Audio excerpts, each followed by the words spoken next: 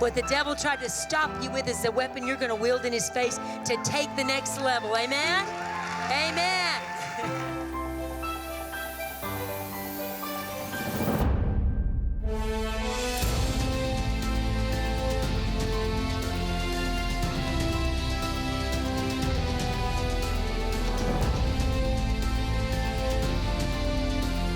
What is it that God has called you to bring to the earth? I have a question for you. How do you provide for somebody else's need when you don't have the provision yourself? You need to get to the place of maturity where you run to the conflict instead of trying to hide from the conflict. This is your moment. This is your time. It's no accident that you're here. God destined you for this time. Don't you dare let go. Don't you quit. You obey God. Do what He's called you to do.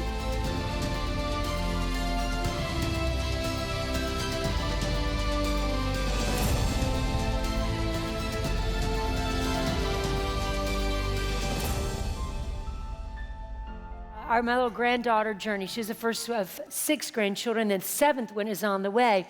And Journey is quite the character. She is as honest as she can be. She's got that from her daddy, Jason, and just tells it like it is. And so on Easter, I'm hanging out with her, and we're laying out in the backyard. We've got blankets laid on the grass, because when our family's together, we're just all tired because we've been giving out, right? We got Easter services, 4 services, and all these people born into the kingdom. The week before, we had our Journey campaign we launched. And so all these exciting things have been going on for our family, running this race. So I'm sitting in the lawn on Sunday, and it's Easter 4 or 5 o'clock, and I look at Journey. She's just staring at my face and looking at me, and we're just having this little moment. And she says, Grandmama, are you going to be an old granny? And I'm thinking, what is going on in that little head, right? She's almost 5. And so I'm like, well, Journey, what do you mean? I'm already your grandmama. She goes, no, a granny. And she looks at me, and I said, what do you mean a granny? And I'm dialoguing with her a little bit, and she goes, when your neck does that thing. So, and then I go further with it, I laugh, and I go, well, Journey, Grandmama will try not to let my neck do that thing, but if that happens, you'd still love me anyway, right? She pauses. She looks at me, and she goes, no, I like your neck the way it is. So I was talking in my workshop about how we let things sabotage our success because we set ourselves up for failure, because oftentimes we're bouncing our identity off of what people think instead of what God says. And so what God says about us, and what Dr. Chan said was so awesome. I talked a little bit in that session about sharks in our life and things that sabotage our life. And there's things in our life that we need to let go of. Anybody got some things we need to let go of? Right? How many of you ever wanted to quit? All right, how many of you have ever quit? Okay, we've all quit something. Anybody have regrets about quitting something? Yeah, about the same number of hands of people that quit. So, when we first started this church, it was very hard. When we started our business, it was hard. We had people that sabotaged us in business. We weren't perfect leaders. And we never have been, and we probably never will be perfect leaders. But we were giving it our heart best. And the word heart is from the word kur, and that's where you get courage. Courage, it comes from the heart. It's something beyond what's in the head. It's something that's beyond anything. It says, I will do what's right no matter what it takes. I will push through this. I will obey God. I will stay committed to the plan. And we need encouragement to stay on course. People have encouraged Gary and I through the years. There were times that I felt alone, and God would just send that word of encouragement at a right time, right? A moment when you're ready to quit. One of the first things I remember about quitting when we first got married. I'd been a feminist, never going to get married, never going to have children, got born into the kingdom of God. There was a great message about it's a high calling to bear godly children. Malachi, why did God make the 2 one? Because He sought a godly seed. And I wept through that entire message. And so then I get married. I go out to ORU. I'm going to go get an education. Instead, I end up with an MRS degree. You know what that is, right? I married Gary Keesee. Gary's shy and quiet, and he's very sweet, and I'm like a little more vocal, but I'm madly in love with him, and I'm thinking, I can do this journey, God. I just need a floral dress and some pearls, and I'll be the perfect Christian wife, and ex-feminist becomes Christian woman. You know, I can do this, but I was still really a fairly new Christian. I had a great teacher, great mentor. First thing my church was teaching, they were doing a series on marriage and family, and I went to that series. That was the best deposit in my life because I'm in the service. The pastor says it's a high calling to bear children. Then they do a series on marriage and family, and I go to that. And it was like God just erasing a lot of wrong thinking, along with a lot of hurts and a lot of things that I had perceptions about men and marriage and situations. Then I meet wonderful Drenda Keesee. He's shy, he's quiet. He comes out at the water cooler, and he's got a Tootsie Roll Pop in his mouth. He's got this big, bushy, curly, frizz, like hair. He like the fro hair back then, you know. And you guys are getting a picture. I should put a picture up sometime for you. Anyway, and he has corduroy pants on and a flannel shirt, and he's trying not to smile when he sees me. Of course, it's hard to smile with a Tootsie Roll Pop in your mouth, but I can see he purposely kind of does his mouth like that. And this thought hits me on the inside. Is this the one? Now, I have to tell you, I had broke off relationships, and I had controlled relationships, and I thought, before when I was a feminist, I'm going to use men before they use me. That was my attitude. I will take advantage of them instead of them taking advantage of me. And so I just had all these wrong mindsets that Jesus was quickly trying to erase. And I think the angels and God got together and said, we better get Drenda married really, really fast or she's going to jump ship. She'll quit. She won't make it. So I meet Gary, and I'm completely just swept off my feet. And he doesn't even act like he likes me, okay? That really aggravated me, really bothered me. So I kept trying to think, does he see me more than a friend? We were friends. We talked about Jesus. We talked about jogging. He's sweet, and I'm trying to figure out why he doesn't like me. And eventually I find out he's resisting liking me.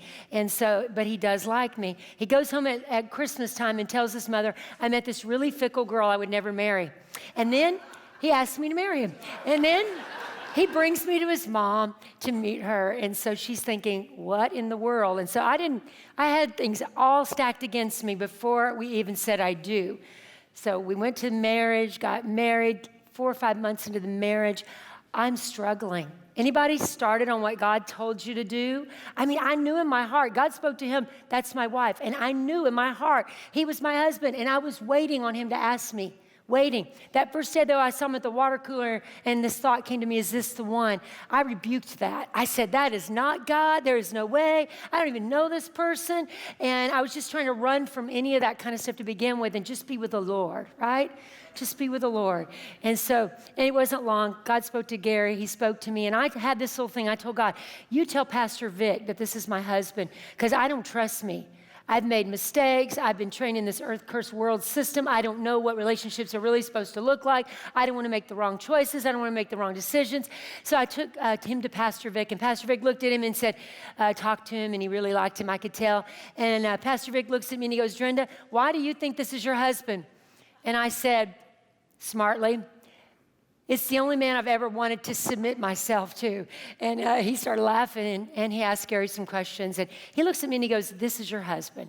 And so I had that word. But once I got on the journey, even with the word, it's very easy. You see God's word. You felt like you've heard God about your business, about your partner, about whatever's going on. And then you start down that journey and something wrong happens. And then you want to get out, right? You're like, what do I do? I remember very clearly one night, I was just so distraught because I was letting emotions rule me, feelings rule me, letting lies still talk to me. I'd stepped out of the boat, but I had all these baggage and things in the past that I hadn't completely dealt with. And so I got in the car. I drove to the city. By the way, we had 2 vehicles. We had Gary's van. Gary's van was a white Dodge van with a blue stripe on it and rust in the floorboard. And you could see the ground when we drove. And there was always that concern. Think Flintstones, right? You know how they ran on the ground? I always had this concern our feet were going to go through that. I had a Mazda RX-7. And so I had the sports car, and it had Jesus is the key sticker because I got born again and stuck that on there, right? So anyway, we had to sell a car to pay for our first baby. It's like, what do we sell? We sold the RX-7. So then we had the white Dodge van. And then we needed to sell the Dodge van. And so I bought a Bondo kit and went out and Bondoed all the rust, taped it up, fixed it up, and we sold the van. So those are just to give you a little past of where we came from, all right? What we were starting in. But I remember in the first days of our marriage, the first months, the struggle. We thought so differently. He thought this way. I thought this way. You know, whatever, we were total opposites, which was a great thing. It's the reason we were drawn together, because there's something that he could cover my weakness. I could cover his weakness. He was strong where I was weak. And, you know, we could do things together. And that was great until we got married. You know, once you get married, then you start, the thing that drew to that person, you start to find fault with. You become critical and you start to complain and you start to justify yourself and magnify their faults and minimize yours, right? And that's kind of what I was doing. And so I got in the car and I drove. I was very melodramatic and, you know, just all these things. I went to the City of Faith because I went to Oral Roberts University, and that's where I met him. And so I sat in the City of Faith parking lot, looked up at the big praying hands, and told God, I can do anything, I'm crying, except marriage. Oh, God, please help me. Couldn't I be a corporate CEO? Couldn't I be? You're already married. You're already there. You already started the business. You already took the step. Stop thinking about getting out. And so I want to talk to you today about, will you have success or be sabotaged by your stinking thinking? Will you have success? Will you do what God's called you to do?